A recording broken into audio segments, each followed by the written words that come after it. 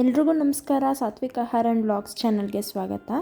ನಾನಿವತ್ತು ರೊಟ್ಟಿ ಮತ್ತು ಚಟ್ನಿ ಎರಡು ಕಾಂಬೋ ರೆಸಿಪಿ ತೋರಿಸ್ತಾ ಇದ್ದೀನಿ ನಿಮಗೆ ಈ ವಿಡಿಯೋದಲ್ಲಿ.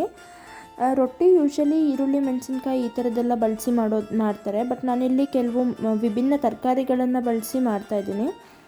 ಅದು ಯಾವ್ಯಾವುದು ಅಂದರೆ ನಾನಿಲ್ಲಿ ಮೂಲಂಗಿ, ಕ್ಯಾರೆಟು ಹಾಗೆ ಸೌತೆಕಾಯಿ ಈ ಮೂರು ಪದಾರ್ಥಗಳನ್ನ ನೀಟಾಗಿ ತುರ್ಕೋತಾ ಇದ್ದೀನಿ. ಸಿಪ್ಪೆ ಎಲ್ಲ ತೆಕ್ಕೊಂಡು ತುರ್ಕೋತೀನಿ. ಸೌತೆಕಾಯಿ ಸಿಪ್ಪೆಯನ್ನು ತೆಗೆಯೋ ಅವಶ್ಯಕತೆ ಇಲ್ಲ, ಹಾಗೆ ತುರ್ಕೋಬೋದು. ಈ ಮೂರನ್ನು ತುರ್ಕೊಂಡು ಅದಕ್ಕೆ ನಾನು ಒಂದಷ್ಟು ಮಸಾಲೆಗಳನ್ನು ಆ್ಯಡ್ ಮಾಡಿ ಇದು ರೊಟ್ಟಿ ಮಾಡ್ತಾಯಿದ್ದೀನಿ. ತುಂಬಾ ರುಚಿಯಾಗಿರುತ್ತೆ, ಹಾಗೆ ಹೆಲ್ದಿ ಬ್ರೇಕ್ಫಾಸ್ಟ್ ಅಂತಲೇ ಹೇಳ್ಬೋದು. ಬೇಗನೂ ಆಗುತ್ತೆ, ಹಾಗೆ ರುಚಿಯಾಗೂ ಇರುತ್ತೆ. ನನಗೆ ಸೌತೆಕಾಯಿ ಕೂಡ ನೀಟಾಗಿ ತುರ್ಕೋತಾ ಇದ್ದೀನಿ. ನಾನಿಲ್ಲಿ ಒಂದು ಅರ್ಧ ಸೌತೆಕಾಯಿ ತೊಗೊಂಡಿದ್ದೀನಿ, ಹಾಗೆ 2 ಮೂಲಂಗಿ 2 ಕ್ಯಾರೆಟು ಇಟ್ಕೊಂಡಿದ್ದೆ. ಇದಿಷ್ಟನ್ನು ತುರ್ಕೋತಾ ಇದ್ದೀನಿ. ಸೊ ಈಗ ಸೌತೆಕಾಯಿ ಕೂಡ ತುರಿದಿದ್ದಾಗಿದೆ. ಇದಕ್ಕೆ ನಾನು ಒಂದು 2-3 ಟೇಬಲ್ ಸ್ಪೂನಷ್ಟು ಕೊತ್ತಂಬರಿ ಸೊಪ್ಪು ಕಟ್ ಮಾಡಿ ಹಾಕ್ಕೊಂಡಿದ್ದೀನಿ. ಹಾಗೆ ಸ್ವಲ್ಪ ಕಾಯಿ ತುರಿ, ಜೀರಿಗೆ ಹಾಕ್ಕೊಂಡಿದ್ದೀನಿ. ಹಾಗೆ ಇಲ್ಲಿ 1.5 ಬಟ್ಲಷ್ಟು ಅಕ್ಕಿ ಹಿಟ್ಟು ಹಾಕೋತಾ ಇದ್ದೀನಿ ನಾನು. ಹಾಗೆ ರುಚಿಗೆ ತಕ್ಕಷ್ಟು ಉಪ್ಪು ಹಾಕೋತಾ ಇದ್ದೀನಿ.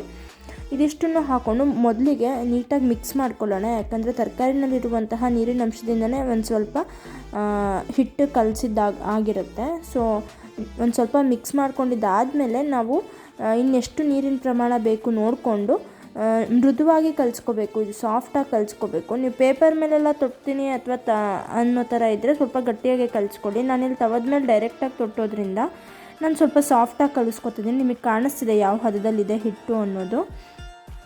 ಈಗ ಹಿಟ್ಟು ಕಲಿಸ್ಕೊಂಡಿದ್ದಾಗಿದೆ. ಇದನ್ನು ನಾನು ಒಂದು 20 ನಿಮಿಷ ಮುಚ್ಚಿಡ್ತೀನಿ. ಈಗ ಚಟ್ನಿ ಮಾಡ್ಕೊಳ್ಳೋಣ. ಒಂದು ಬಾಣಲೆಗೆ ನಾನು ಒಂದು 2-3 ಮೆಣಸಿನ್ಕಾಯಿ, ಒಣಮೆಣಸಿನ್ಕಾಯಿ, ಒಂದು ಅರ್ಧ ಸ್ಪೂನಷ್ಟು ಸಾಸಿವೆ, ಒಂದು 1/4 ಸ್ಪೂನಷ್ಟು ಮೆಂತ್ಯ, ಈ ಮೂರನ್ನು ಒಂದು ಸ್ವಲ್ಪ ಎಣ್ಣೆ, ಒಂದು 2-3 ಹನಿಯಷ್ಟು ಎಣ್ಣೆ ಹಾಕ್ಕೊಂಡು ಹುರ್ಕೋತೀನಿ. ಇವಾಗ ಅದು ಒಂದು ಸ್ವಲ್ಪ ಕೆಂಪಗಾಗಬೇಕು, ಮೆಂತ್ಯ ಎಲ್ಲ ಆ ಮಟ್ಟಕ್ಕೆ ಹುರ್ಕೋಬೇಕು. ಇದು ಹುರಿದಿದ್ದಾದಮೇಲೆ ಇದನ್ನು ಒಂದು ಮಿಕ್ಸಿ ಜಾರ್ಗೆ ಹಾಕ್ಕೊಳ್ಳೋಣ.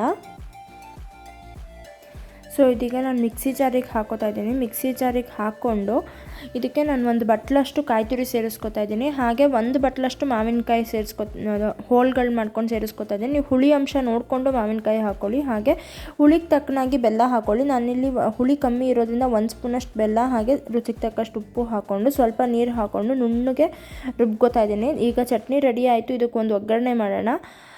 ಸ್ವಲ್ಪ ಇಂಗು, ಹಾಗೆ ಒಂಚೂರು ಸಾಸಿವೆ ಹಾಕೋತೀನಿ. ಈಗ ಒಂದು 1/4 ಸ್ಪೂನಷ್ಟು ಸಾಸಿವೆ, ಒಂದು 8-10 ಕರಿಬೇವಿನ ಎಲೆ, ಹಾಗೆ 1 ಮೆಣಸಿನ್ಕಾಯಿ ಇಷ್ಟನ್ನು ಹಾಕ್ಕೊಂಡು ಫ್ರೈ ಮಾಡಿಕೊಂಡು ಈಗ ಒಗ್ಗರಣೆ ರೆಡಿಯಾಗಿದೆ. ಇದನ್ನು ಚಟ್ನಿಗೆ ಮಿಕ್ಸ್ ಮಾಡ್ಕೋತಾ ಇದ್ದೀನಿ. ಸೊ ಇದೀಗ ಚಟ್ನಿಗೆ ಮಿಕ್ಸ್ ಮಾಡ್ಕೊಂಡಿದ್ದಾದಮೇಲೆ ಚಟ್ನಿ ರೆಡಿ ಆಗುತ್ತೆ. ಈಗ ರೊಟ್ಟಿ ಮಾಡ್ಕೊಳ್ಳೋಣ. ನಾನಿಲ್ಲಿ ಮೊದಲಿಗೆ ಒಂದು ರೊಟ್ಟಿ ಮಾಡ್ಕೊಂಡಿದ್ದೆ, ತೊಟ್ಟಿದ್ದಾಗಿತ್ತು. ಆಮೇಲೆ ನಾನು ವಿಡಿಯೋ ಶುರು ಮಾಡಿದ್ದೀನಿ. ಸೊ ನಾನಿಲ್ಲಿ 2ನೇ ರೊಟ್ಟಿ ಮಾಡೋದನ್ನು ತೋರಿಸ್ತೀನಿ ನಾನು ಯಾವ ರೀತಿ ತೊಟ್ತೀನಿ ಅಂತ ಹೇಳಿ. ಇದೀಗ ಆಗಿದೆ ಮೊದಲನೇದು. 2ನೇದಕ್ಕೆ ನಾನು ಮಾಡೋಕ್ಕೂ ಮುಂಚೆ ಸ್ವಲ್ಪ ನೀರು ಹಾಕೋತೀನಿ. ಯಾಕಂದರೆ ತುಂಬ ಬಿಸಿ ಇರೋದ್ರಿಂದ ತೊಟ್ಟೋಕ್ಕಾಗೋದಿಲ್ಲ, ತೆರಳಲ್ಲ ಅದು ತೆಳುವಾಗಿ. ಹಾಗಾಗಿ ಒಂದು ಸ್ವಲ್ಪ ನೀರು ಹಾಕ್ಕೊಂಡು ಆಮೇಲೆ ಎಷ್ಟು ಹಿಟ್ಟು ಬೇಕೋ ಅಷ್ಟು ತೊಗೊಂಡು ನೀಟಾಗಿ ತೊಟ್ತಾ ಹೋಗಬೇಕು. ಬಿಗಿನರ್ಸ್ ಆದರೆ ಸ್ವಲ್ಪ ಕಷ್ಟ ಆಗುತ್ತೆ. ಅವ್ರು ಬೇಕಾದರೆ ಪೇಪರ್ ಮೇಲೆ, ಅಂದರೆ ಒಬ್ಬಟ್ಟಿನ ಶೀಟ್ ಅಂತ ಹೇಳ್ತಾರಲ್ಲ, ಅಥವಾ ರೊಟ್ಟಿ ಶೀಟ್ ಅಂತ ಕೂಡ ಹೇಳ್ತಾರೆ, ನಿಮಗೆ ಮಾರ್ಕೆಟಲ್ಲಿ ಸಿಗುತ್ತೆ, ಅದನ್ನು ತೊಗೊಂಡು ಬಂದು ಅದ್ರ ಮೇಲೆ ತೊಟ್ಟಿ ಹಾಕೋಬೋದು. ನನಗಿಲ್ಲಿ ಅಭ್ಯಾಸ ಇರೋದ್ರಿಂದ ನಾನು ತವದ ಮೇಲೆ ನೀಟಾಗಿ ತೊಟ್ಕೋತೀನಿ. ತೊಟ್ಟುವಾಗ ತುಂಬ ಬಿಸಿ ಅನ್ನಿಸ್ತಿದೆ ಕೈ ಅಂತ ಅನ್ನುವಾಗ ಸ್ವಲ್ಪ ನೀರು ಚಿಮುಕ್ಸ್ಕೊಂಡು ಕೈ ನೀರು ಮಾಡಿಕೊಂಡು ತೊಟ್ಕೋಬೋದು. ನಿಮಗೆ ಕಾಣಿಸ್ತಿದೆ ನಾನು ಯಾವ ರೀತಿ ತೊಟ್ಟೆ ಅಂತ ಹೇಳಿ. ಸೊ ಇದೀಗ ಆಗಿದೆ. ಇದಕ್ಕೆ 1 ಚಮಚದಷ್ಟು ಎಣ್ಣೆ ಹಾಕೋತಾ ಇದ್ದೀನಿ. ಹಾಗೆ ಒಂದು ಪ್ಲೇಟ್ ಮುಚ್ಚಿ ಒಂದು 2-3 ನಿಮಿಷ ಬೇಯಿಸ್ಕೋಬೇಕು. ಸೊ ಇದೀಗ ಬೆಂದಿದೆ, ಕೆಂಪಾಗಿದೆ, ನಿಮಗೆ ಕಾಣಿಸ್ತಾ ಇದೆ. ಸೊ ಇದನ್ನು ಈಗ ನಾನು ಮಗಚಿ ಬೇಯಿಸ್ಕೊತೀನಿ, ಅಂದರೆ ಸುತ್ತಲೂ ಬಿಡಿಸ್ಕೊಂಡು ಮಗಚಿ ಬೇಯಿಸ್ಕೊತೀನಿ ಮತ್ತೊಮ್ಮೆ. ಇದೀಗ ರೊಟ್ಟಿ ತಯಾರಾಗಿದೆ. ಇದನ್ನು ಮತ್ತು ಚಟ್ನಿ ಕೂಡ ತಯಾರಾಗಿದೆ.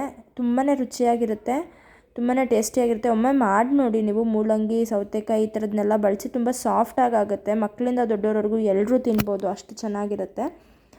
ನಿಮಗೆ ಹೇಗೆ ಅನ್ನಿಸ್ತು ಅನ್ನೋದನ್ನು, ನಿಮ್ಮ ಅಭಿಪ್ರಾಯನ ನನಗೆ ಕಮೆಂಟಲ್ಲಿ ತಿಳಿಸಿ. ಹಾಗೆ ಚಾನಲಿಗೆ ಯಾರಾದರೂ ಹೊಸಬ್ರಿದ್ದರೆ ಚಾನಲಿಗೆ ಸಬ್ಸ್ಕ್ರೈಬ್ ಮಾಡ್ಕೊಳ್ಳೋದು ಮರಿಬೇಡಿ. Thank you.